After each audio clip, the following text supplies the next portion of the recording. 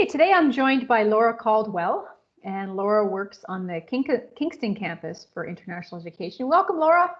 Hi, Shelley. Thanks for having me here today. Well, I think we'll get started and go ahead and get you to talk a little bit about your background, and in particular about how your background and your experiences have prepared you for the role that you have working in international education. So tell us about you. Yeah, thanks for asking. So I currently work as one of the international student advisors on the Kingston campus. We have 4 working in our team tri-campus at the moment. So I'm born and raised Kingston girl. Went to St. Lawrence College. I have a business marketing background, so I have a diploma, and I'm almost finished my marketing degree that I'm currently working on. So during my studies, actually, I've had the opportunity to study abroad twice.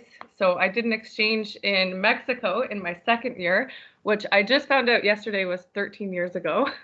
Wow. Seems like a long time ago now. And then just a couple of years ago, actually, I took a leave from work to go and study in Ireland. So I've been at the college for about 10 years now and had the opportunity to work in student recruitment, so domestic student recruitment, Aboriginal advising, a small term in admissions, and then I've been working as the international student advisor since. So fortunately, I've been fortunate enough to combine my passion, which is travel, with work, which has been great.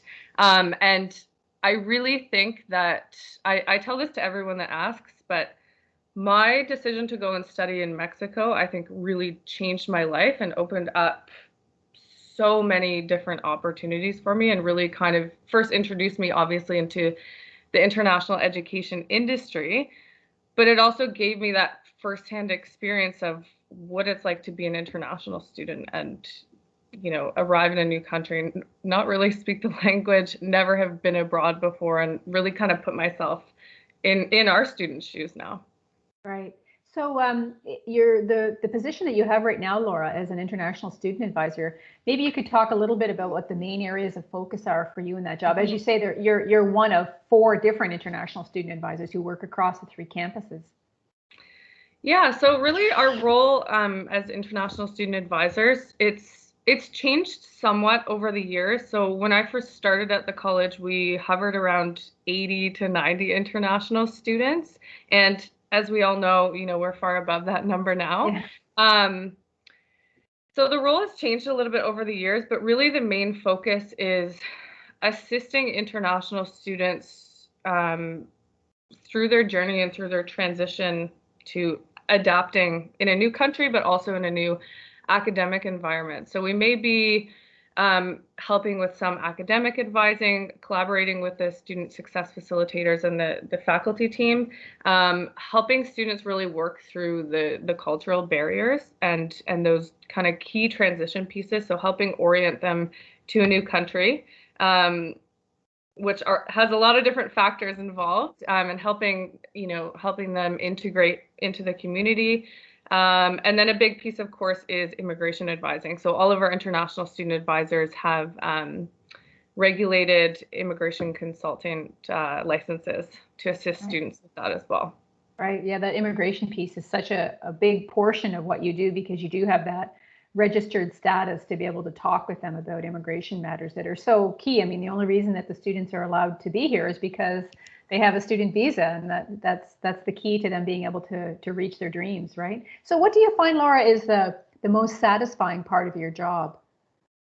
The most satisfying part of my job, I think it goes without saying that, seeing our students, I think for all of the staff at the college, seeing our students graduate at the end is, I don't think there's any better feeling, but really seeing students, I've seen thousands at this point come through the door, have trouble speaking English, just have a really hard time adapting, like have really bad culture shock, homesickness.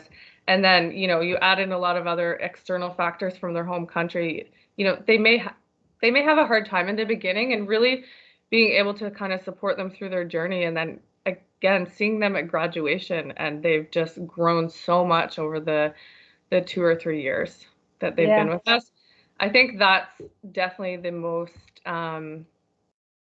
most rewarding part. But I think another part of that on the staff side, being part of such immense growth within the international department, I think that's been really motivating for me professionally.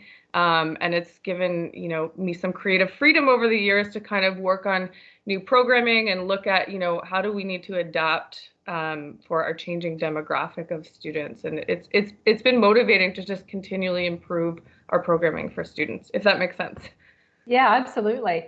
So you talked about the motivation, and you talked about the students and feeling just so satisfied when they cross the stage, or when they're able to realize what it is that they've kind of come here for. Mm-hmm. What would you say are the main inspirations for your work in international education as an international educator?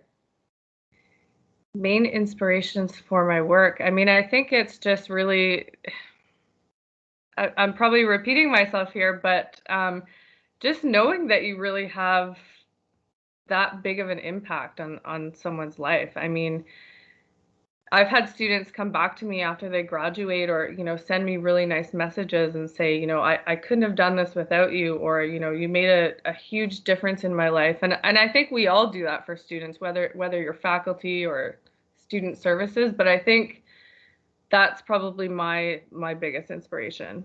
Yeah. So the last thing I'll ask you about is just some of your advice, because as you had mentioned, Laura, you certainly remember a time when we had handfuls of international students at St. Lawrence College mm-hmm. across our campuses, and now we've grown to have thousands of international students.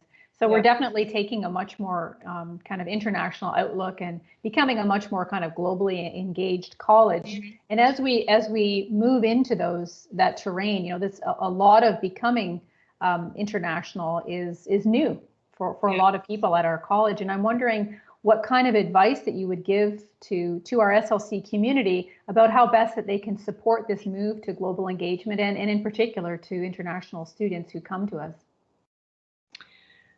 So the first piece of advice, which is maybe a bit more fun piece of advice, would be to just, go travel. I think there's no better way to, learn about other cultures. And really, I mean, to support any type of student, I think you have to have empathy, and you have to be able to put yourself in their shoes, and you need to really, take the time to learn about other cultures, and not just learn about, surface level cultural things that we can see, but really those kind of deeper levels of culture, to really kind of be able to assist students.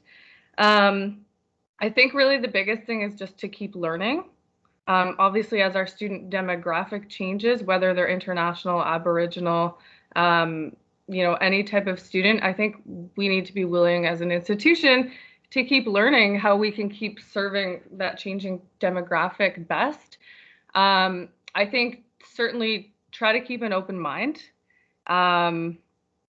Again, as we have to be open to change, right? And so keep an open mind. And I think just really, you have to ask questions. And I think, take all the opportunities you can to network with our international students. And, if you can't find that opportunity through St. Lawrence College, there's plenty of opportunities to get involved with the community, to learn a little bit more, and just really kind of try and forge those connections with, international stakeholders.